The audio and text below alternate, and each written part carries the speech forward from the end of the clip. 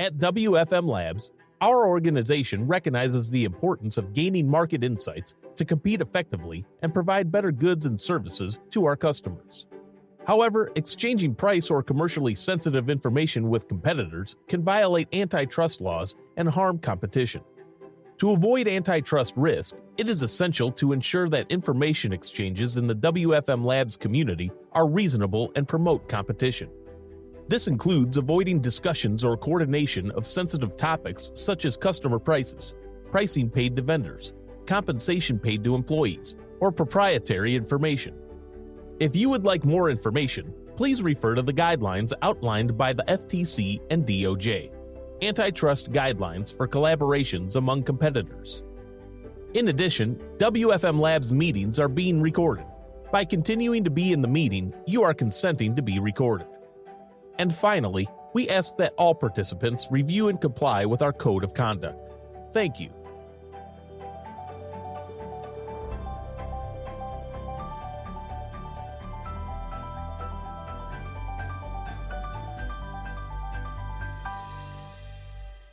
Hello, this is Ted Lango, founder of WFM Labs, and joining me today is one of our co-founders, Bob Stella, for a chat on forecast accuracy.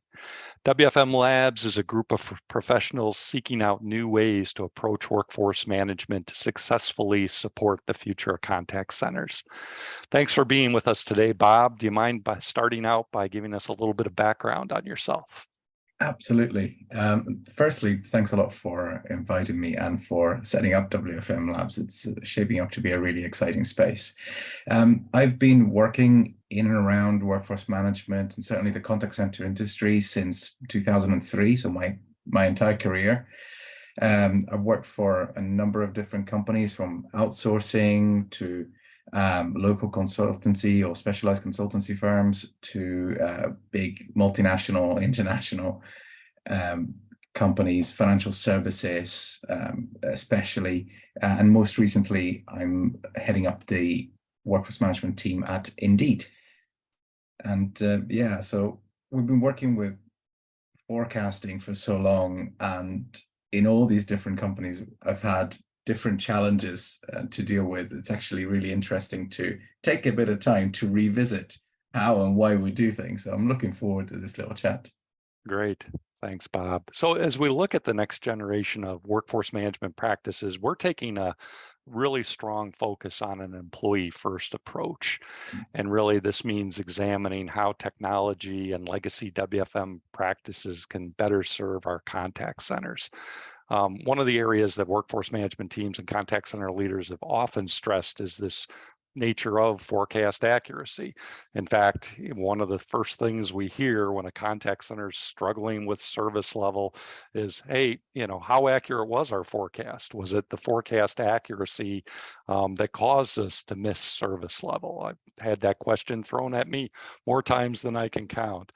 So my first question for you, Bob, is on a scale of 1 to 5, how important do you think forecast accuracy is, 5 being extremely important and 1 being not important at all?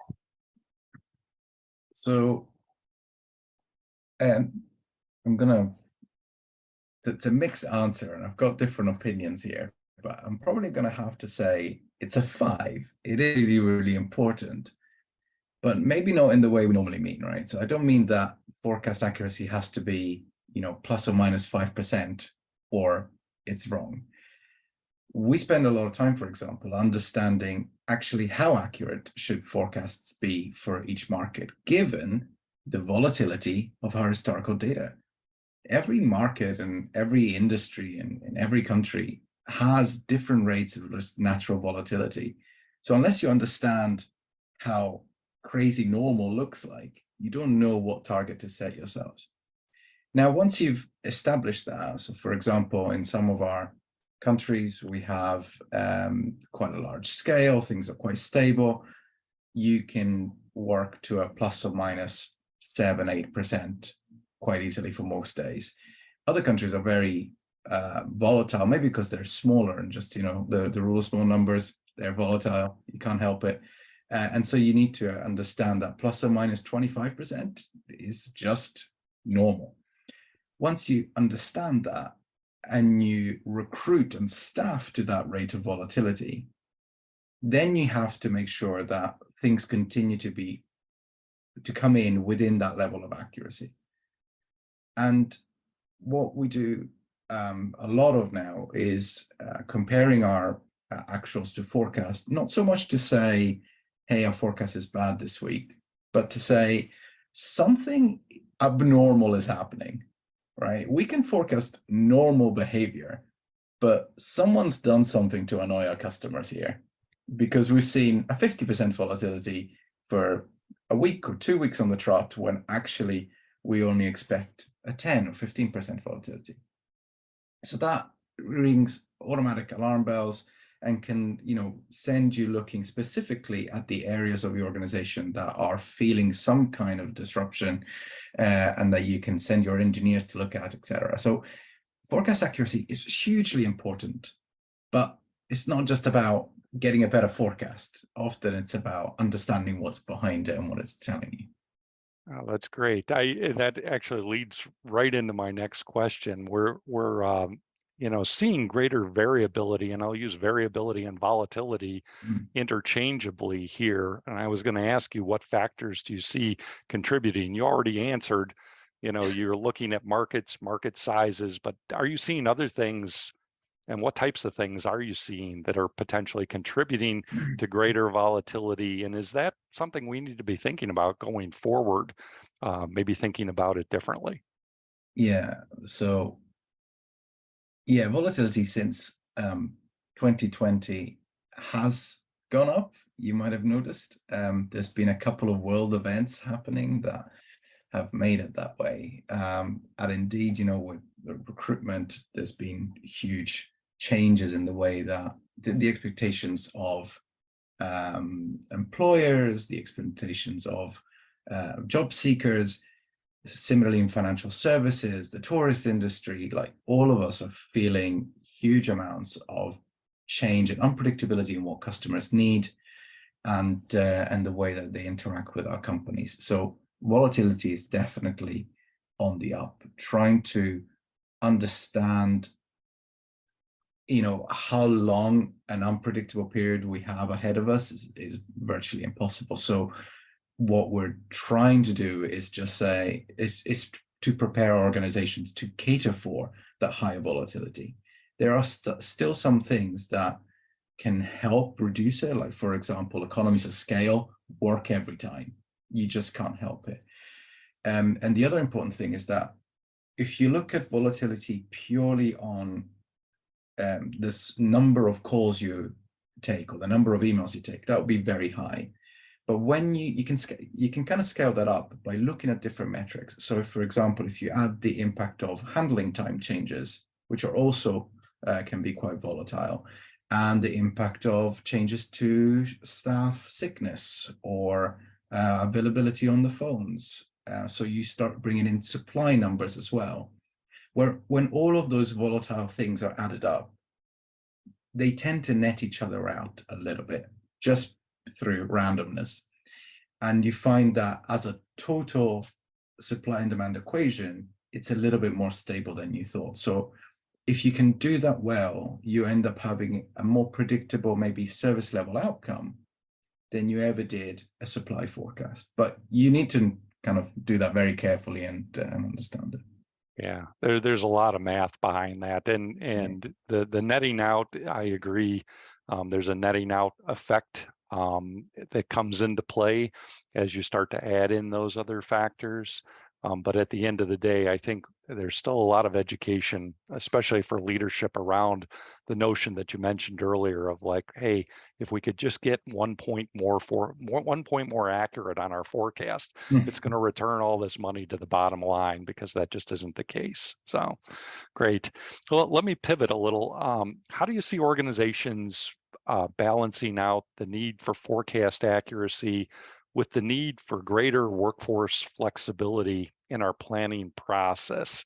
I ask this because there are now studies that are emerging post-pandemic that really show workforce flexibility as something that the workforce is really looking for. I read one study where flexibility is second to compensation and just before benefits, one of the top 3 desires. So how do you see organizations balancing out this need for forecast accuracy along with the need for greater flexibility in our planning processes?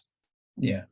So firstly, let me just say that while I haven't seen the actual data from the study, I completely support and endorse that conclusion. I think flexibility in work is so important, especially in a contact center environment where it's one of the most controlled workplaces you can have. I mean, we can see everything, every button those guys press. It's such a stressful job to know that people are monitoring everything you do all the time. We have voice analytic systems that can tell us what kind of mood our agents are engaging our customers with, right? So it's incredibly stressful, and I think we need to acknowledge that. And then in turn, yes, anything you can do to open that up a little bit, release that control a little bit, create that flexibility so that people can choose how, when to work and things like that is hugely emotive. And that's one of the reasons why, like in the past 10, 15 years, I nearly always ended up giving my WFM teams the engagement target for the operation as part of their targets. So it's not just about meeting SLA, but contribute to a successful engagement score for, in the end of year engagement survey and things like that we do. We have a huge part to play. Flexibility is definitely the key to that. Balancing the two is difficult, but absolutely necessary. So if you think about it as an equation, because I like to fall back on simple maths, right? Unless your organization has as much flexibility as there is volatility in the workload, you're going to fail. By flexibility here, I mean the ability to increase or reduce your staffing levels in line with changes in volatility and demand. So flexibility is needed. Some of that are things that we control, like, for example, we might move breaks around, reschedule things, offer overtime, things like that. But others are actually things that agents and frontline colleagues can do themselves, like, requesting annual leave more easily, or extra allowances so that you can recruit more people than you'd expected, because you know that more of them are going to leave and be out of the building when there's availability to kind of flex workforce around the staffing level. We did this incredibly successfully in American Express, for example, with an early out program where you could just go out for a bit of unpaid leave at the end of your day. If you wanted to end early, you could, and loads of people took that up. And so that allowed us to really kind of tailor shifts. If we offered 2 hours or 3 hour early outs and things like that, and people would just sign up and take them. We're controlling your costs, but also leaving people to feel empowered to make those little choices as they fitted their lifestyle. There's lots going out in the industry around different schedule patterns and options like that. Again, we did a lot of work on that in the past, where instead of saying everyone has to work this 5-day week and this rotation, we actually gave them a ton of different options. We had a few people doing 4-day weeks. We had a few people doing split shifts. We had people rotating in pairs, so that, there was always one of them in. And by having that multitude of different options in play meant that when we were trying to tweak shifts, we could be really precise in what we're doing. We had the choice of, do we want to move a 10-hour shift or an 8-hour shift or a 6-hour shift? Do we want to move someone's day off or not? And things like that. So by doing that, you actually give not only staff more flexibility to choose a working pattern that works for them, but you give your WFM team much more like surgical way of optimizing the shifts by moving exactly the thing that's the right length at the right time to flex your workforce around the volatile demand that's coming in. Yeah, no, that makes perfect sense. I've been saying for quite a bit of time that I believe too many organizations focus on the plan. In other words, all the practices that we do ahead of time, budgeting, forecasting, scheduling, getting all that just right. Yet we know variance is a fact of life. And honestly, I believe that many of us have limited tools to sufficiently react to, that variance or that volatility when it comes up. My next question is, do you see us in terms of balancing out this plan versus planning? What are we doing ahead of time versus what are we doing in real time? Is that new technology? Is it new WFM processes? Is it a bit of both? How do you see that playing out as we look at the whole ecosystem and we're trying to set ourselves up, for that right balance in the future to allow enough flexibility? Yeah, that's a good question, Ted. So I think I'm with you that we need to move more towards real time a little bit, right? Not in every way, but there's a big element that needs to be there, especially as demand volatility continues to increase. The predictability of exactly when things are going to happen isn't really there. So then let's create an environment that can flex quickly and kind of meet whatever demand within a range arrives. That's not easy to do, but it does solve other problems by doing that. Like, so for example, if I go back 10, 15 years, I had two teams, a scheduling team and a real-time team. And the scheduling team were really, really good at getting really high schedule effectiveness of the schedules they published 3 months before they were being worked. And then what we noticed, though, was that in the course of those 3 months, we were just maintaining, we had built this little industry of people optimizing and re-optimizing and updating shifts and changing trainings, etc. Because actually the high schedule fit was achieved by 3 months in advance, putting in everyone's break, everyone's lunches, everyone's one-to-ones, outbound time, whatever else we were scheduling beforehand, so that we could meet exactly the forecasted curve that we had 3 months before. You can imagine how accurate that interval forecast was 3 months before it was being worked. And we measured it, and for a team of about 200 people, we had made 3,000 changes to those schedules by the time they were being worked. So literally, you need to employ a small army of people to optimize these shifts, right? Now, WFM tools and things like that will make it easy to change, 200 lunch breaks in one go. But still, the scale of change made us realize that all that work we were doing in advance wasn't useful. It was creating more work rather than actually fulfilling the thing. The key there is that a plan is only as good as it is executable and effective.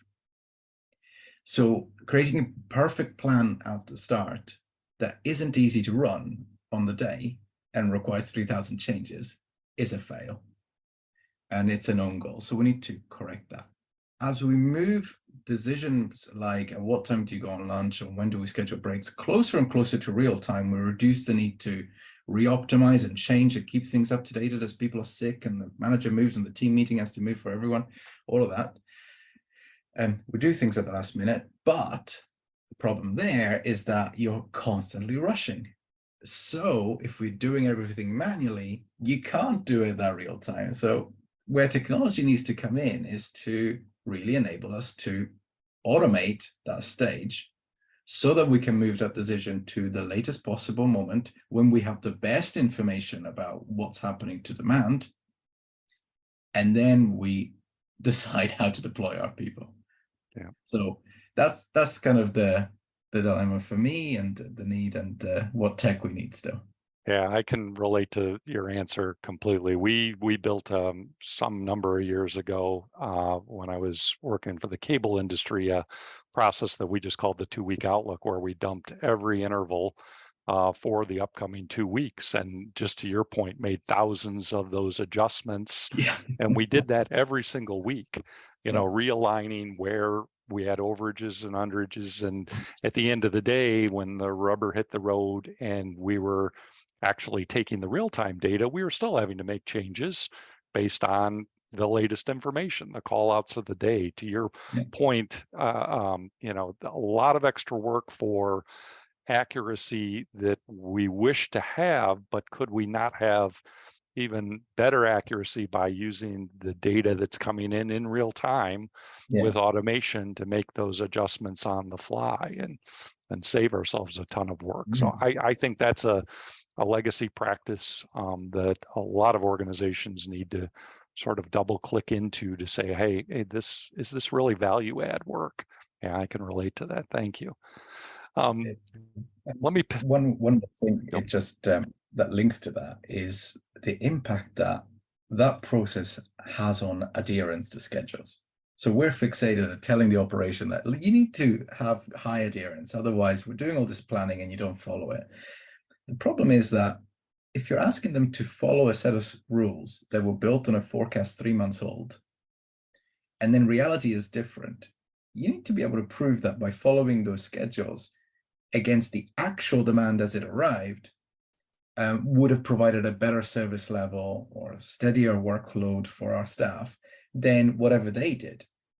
So potentially, if your situation is volatile enough, not adhering to shifts will give you a better result on the day than following your advice.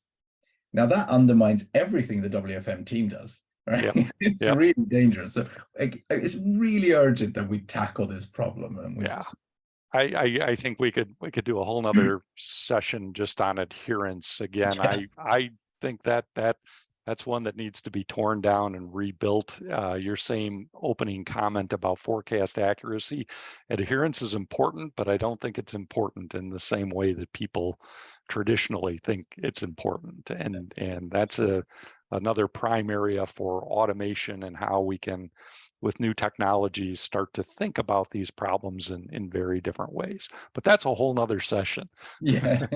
So isn't forecast accuracy really just a small piece of the overall puzzle? And what I mean is we spend all of our effort forecasting demand, but shouldn't we be equally concerned about better understanding our supply forecast, how likely it is that we'll have the staff in place to actually, meet the demand? It's not an area that I personally have seen a lot of workforce management organizations attempt to go out and forecast. We have absentee rates that we put in, but usually it's just a overhead, hey, 10% are going to call out. Do you see opportunity in us better understanding our supply forecast?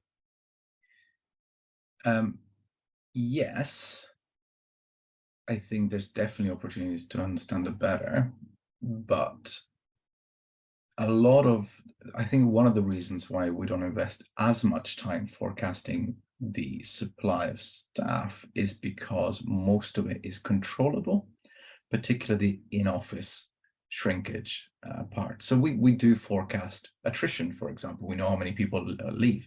We forecast long-term absence. My guys are trying to work out how many people are likely to be off on parental leave 9-10 months from now. But also we try to forecast, short-term sickness. We know more people get a cold in February than they do in June. We can plan for all this. Everything else, though, like from how many people have annual leave each week to how many one-to-ones we want to schedule and when, should be controlled by us. So they become more of a target. Let's say it's a fixed amount. We want to spend 10% of our time learning. That's what we'll build in, and we will only schedule that. And then that comes down to adherence and things like this. And we kind of measure and set targets on lost time between things. And really that's as much as you can do. Now, I think the reason why we still need to invest more time here is because that control, while we can theoretically do it, doesn't always happen. Because you would need a 200 people WFM team to be able to support that really to the level that it needs to happen, to genuinely optimize all of those little activities in around this increasingly volatile demand curve, and do that in real time. So that, because ultimately, even if you do it 2 hours before, it's likely to be slightly wrong. So compared to what's actually happening, we can, and maybe forecasting is the wrong term. We shouldn't need to forecast how many people are going off or how many people we're losing. But if we had better instruments to manage that and support our staff and give them options when there was availability so that they could quickly access that time and take the time off to do other things and use it up so that we knew, right, we've done 90% of all the training we need to do this month. Next period, we'll have more freedom. We can do other things. Like that's really important, but it's a mammoth task to ask humans to do. Yeah, I think at the end of the day, you're right. It is a mammoth task. I think an area that I'm interested in really helping again with WFM Labs push the industry as a whole is really just to better understand if we're going to be an employee first organization, we need to focus on understanding a little bit more about what makes people tick. I love the fact that you're seasonally taking in absenteeism around, higher flu rates in a February. But I think attrition is an area that is really going to be a continued problem and one that many haven't solved in the contact center industry. So really, if we're going to be an employee first type organization, I think there's a tremendous opportunity to better understand, what's making the employee decide, hey, this isn't the right thing for me. And are there opportunities to leverage technology and our processes to better meet the employee where their desires are to truly, support them going forward? So I personally think it's an area of opportunity for us. We've spent a lot of time trying to get, the math and the statistics and the demand side right. We should be able to take some of that and start thinking about our supply side, and are there other tactics that we can use to really retain employees going forward? Yeah. So, all right. Well, Bob, I want to thank you. I mean, I loved hearing your insights. I'm sure other people will enjoy hearing them as well. It's a great topic to double click into. We've got a couple more that I'd love to have sessions on. We touched on one, adherence. I think that's an area that is ripe for change, along with just, another topic is forecast accuracy in terms of the targets. I know there's a lot of my colleagues who struggle with how do we justify the right amount of variability and volatility in our plans so that we can establish reasonable targets, with our leaders here in terms of forecast accuracy. Important, but important for probably reasons why people don't fully understand here. So again, Bob, I really want to thank you for your time today and appreciate all your insights. Look forward to other people sharing their comments as well. Bring everyone else into the conversation here at WFM Labs. Feel free to post comments as we post this on our site. We'd love to hear back from the community as a whole. Thank you, Bob. Thank you, Ted. Take care. All right.